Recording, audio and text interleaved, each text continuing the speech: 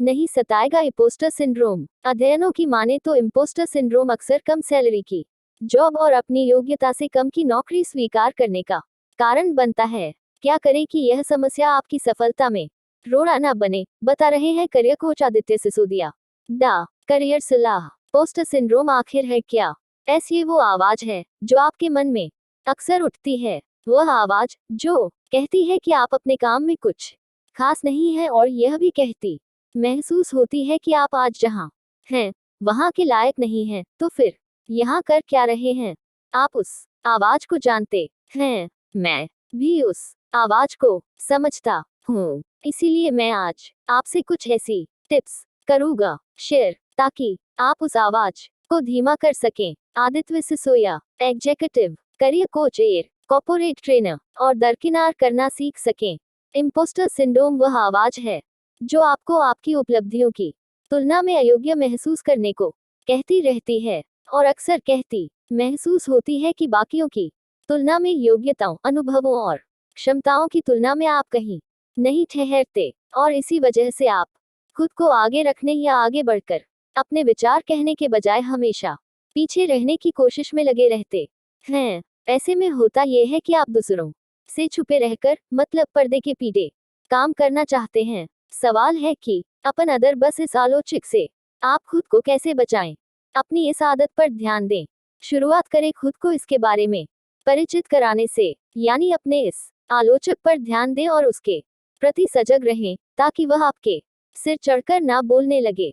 ध्यान दें कि कौन सी स्थितियों में यह आवाज आपके अंदर सिर उठाने लगती है, क्योंकि लंबे समय तक इसके शिकार रहने पर यह हमारी आदत बन जाती है। ये एक दुचक्र की तरह साथ लग जाती है और आप इसे पहचान भी नहीं पाते। ऐसे में इसके बारे में नोट्स बनाएं कि कब और कैसी परिस्थितियों में आपको ऐसा महसूस होने लगता है कि आपको पीछे रह चाहिए। जब आप इस बात पर ध्यान देना शुरू करें तो आप इसे पहचानने लगेंगे। ऐसे में मैं चाहता हूं कि आप इस आवाज को पलटने की कोशिश करें। जितनी बार आप आवाज सुने कि अरे इस काम के बारे में तुम्हें कुछ नहीं आता, तो आप इसे उलट दे और कहें कि मैं आज अपना सर्वश्रेष्ठ प्रदर्शन करने के लिए क्या कर सकता हूँ, मैं कैसे आगे बढ़कर जता सकता हूँ कि मैं एक शानदार व्यक्तित्व हूँ और खास इस काम के लिए योग्य ही बना हूँ।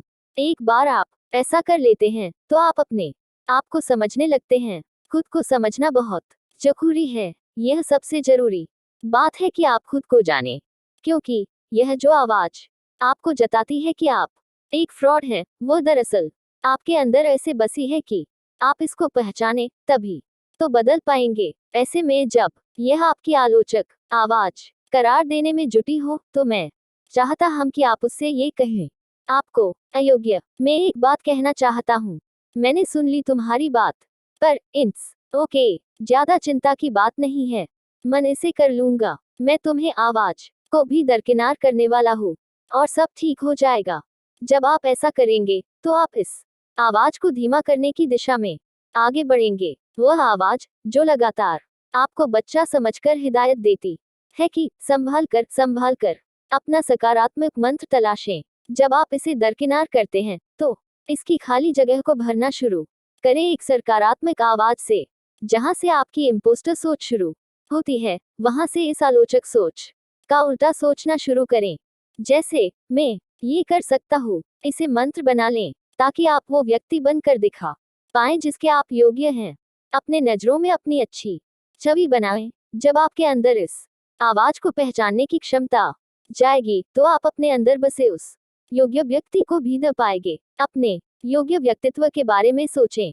आप जो बनना चाहते हैं उस व्यक्तित्व से खुद को जोड़ें। वह व्यक्तित्व अगले 20 सालों में कैसा होगा, कहां पहुंच चुका होगा, इसे सोचें।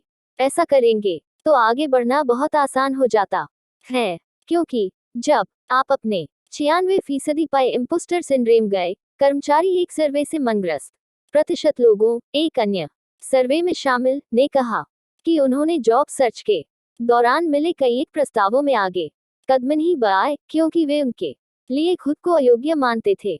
60% इम्पोस्टर सिंड्रोम से ग्रस्त कर्मचारियों का मानना है कि उन्हें हर समय अपनी नौकरी जाने का खतरा सताता रहता है। एक अध्ययन के अनुसार इम्पोस्टर सोच के कुछ उदाहरण मन में स्वयं के बारे में कुछ इस तरह के सदैव रहते हैं, जैसे मुझे खुद को एक्सपर्ट की तरह नहीं पेश करना चाहिए, मैं उत तकनीक के काम करने योग्य नहीं हूँ, मैं अच्छा टीचर नहीं हूँ, मैं ऊंचे पद पर काम